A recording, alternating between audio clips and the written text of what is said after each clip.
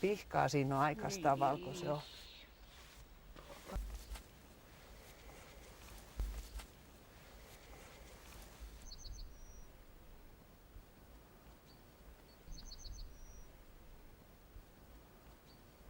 Sitten sä voit hakea sieltä sen vyön ja sen sä voit nostaa sinne selkään niin, että tämä tulee sieltä yli.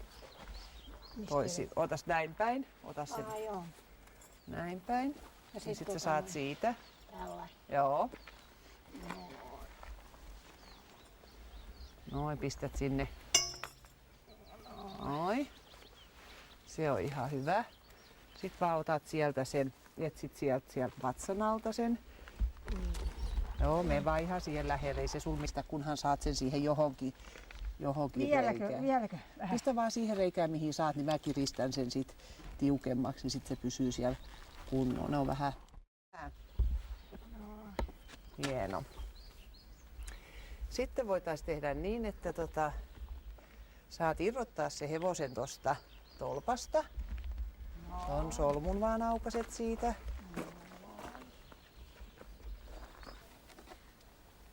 Hieno. Sitten sä voit ihan rauhassa kiivetä sinne rampille. Ei ole mikään kiire, asettaudu siihen, niin mä kierrän täältä takaa.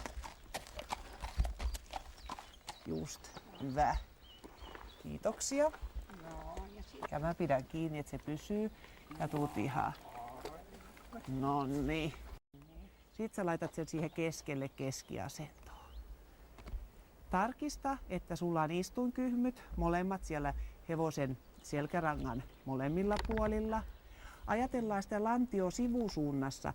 Paina painopiste tänne vasemmalle puolelle, niin että se kallistuu noin. Sitten ajatellaan sinun kylkiä. Kyljet ovat yhtä pitkät, niin ettei kumpikaan kylki ole supussa. Katsot, että sulla on semmoinen hyvä, ryhdikäs asento. Hartiat saa olla mahdollisimman rennot. Ja niska saa olla pitkä. Ja ajattelet, että sulla on siellä takaraivos joku, mistä vähän vedetään sinun ylös. Että sinulla on niin kuin leuka suoraan eteenpäin. Ei ole leuka liikaa rintaa vasten, eikä ole leuka liikaa ylpiänä ylös. Sitten ajattelet sinun käsivarsi, että kädet on rennot ja annat niiden käsien olla ihan tuossa vaan ton satulan kahvojen päällä. Sun ei tarvitse niistä kahvoista edes tarrata kiinni, vaan sä voit antaa käsien levätä, niin sä saat tarvittaessa siinä. Ukkonen on sitä mieltä, että ollaan valmiit. Ootko sinä? Selvä. Sitten voitaisiin lähteä liikkeelle. Ja lähdetään tonne oikealle. Hyvä. Noin.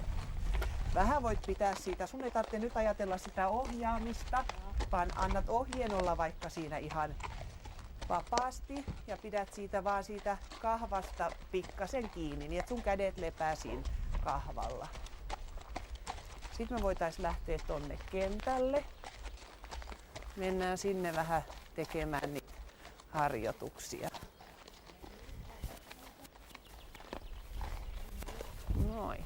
Sulla on aika hyvä se asento. Ja annat vaan sen lantion kautta siihen ja sen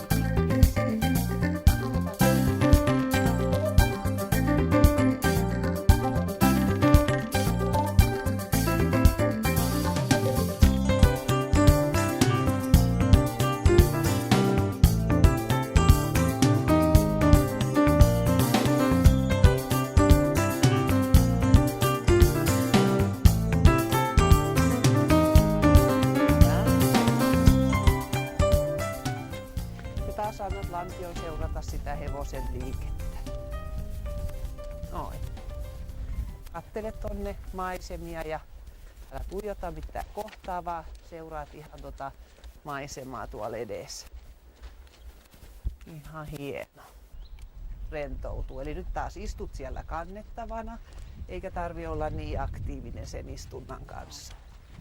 Ja sit muistat, kun ollaan harjoiteltu sitä pysäyttämistä, niin se tapahtui niin, että ensin vähän jännität vatsalihakset vähän kiinni sinne selkärankaan ja voidaan ottaa seis.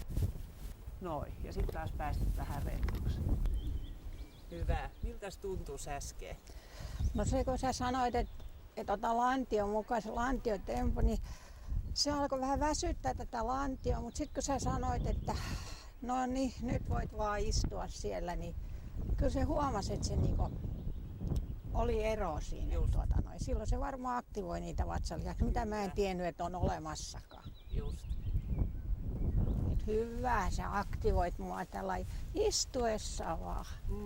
Eli se hevosen lämpö ja liike saa sen aikaan, ja kun sä joudut aktiivisesti käyttämään niitä sun syviä vatsalihaksia, ja sitten sä joudut noita lantion pohjan lihaksia ja sitten kylkien lihaksia ja näin, niin ne tosissaan joutuu siihen treeniin ja näin. Mut miten sä puhelit, että sulla on niitä selkävaivoja ollut? Niin joo, vaikka mä oon fysioterapiaskin käynyt, niin ei ne vaan niin aktivoi näitä lantiolihaksia näköjään kuin tää ratsastaminen. Et kyllä tätä näköjään tarvitaan. Niin. Ja nyt on selkävaivoja ei ole ollut. Ajattele. Joo. Kyllä, se on ihan hieno juttu. Ukkonen, sä et tiedäkään mitä sä teet kolmolla. Ja sitten ollaan jo aikaisemmin tehty niitä hengitysharjoituksia, niin mitä sä niistä oot ajatellut ja miltä ne tuntuu sit kropassa? No kyllä ne huomaa selvästi, kun on jännittynyt ja sitten tällainen puhaltaa, niin sitten se niinku koko roppa, tieksä, jotenkin rentouttaa. Ja hevonenkin sillain niinku hidastaa käyntiä, on rauhallisempi. Se reagoi siihen sun hengitykseen ja siihen sun kehonkieleen. Et se on semmoinen kehonkieli, mitä te tässä käytte. Joo. No miten sä ajattelet, kun sulla on sitä lihaksissa sitä jäykkyyttä ja sillä tavalla, jos sä sanoa, että miten hevonen ja tää ratsastusterapia siihen vaikuttaa? No sitä mä oon ihmetellytkin, että sitä justi, että kun mä tuun tänne joskus ja mulla on sellaista spastisuutta ja mä tuun tänne joskus, niin on niin vaikea päästä selkääkin. Mutta tiedätkö, jälkeenpäin kun mä lähden täältä ratsastuksesta, niin mä ajattelin, että hei, että missä mun jalkani on. Tiedätkö, tuntuu, että ihan niin kuin sellaiselta normaalilta. Just. Että se päivä, ja tuntuu myöskin ihan, että se on aivoille semmoista, koko ropalla on semmoista, että palikat on paikallaan. Jos niinku... Kyllä, joo. Ja sitähän me tässä vähän harjoitellaan sitä keskikehon hallintaa ja sitä niin sitten, että me saataisiin ne palikat paikalleen. Mutta seuraavan päivän on sitten väsynyt, että riippuu mitä on tehnyt. Sitten on kyllä, että huomaa, että on niinku tehnyt, vaikka luulisi, että ei ole mitään tehnyt. Niin, joo. Se vaan jännä on, että se siellä joutuu tekemään paljon töitä, vaikka näyttää niin kuin vaan istuisi siellä. Niin, et suosittelen kyllä.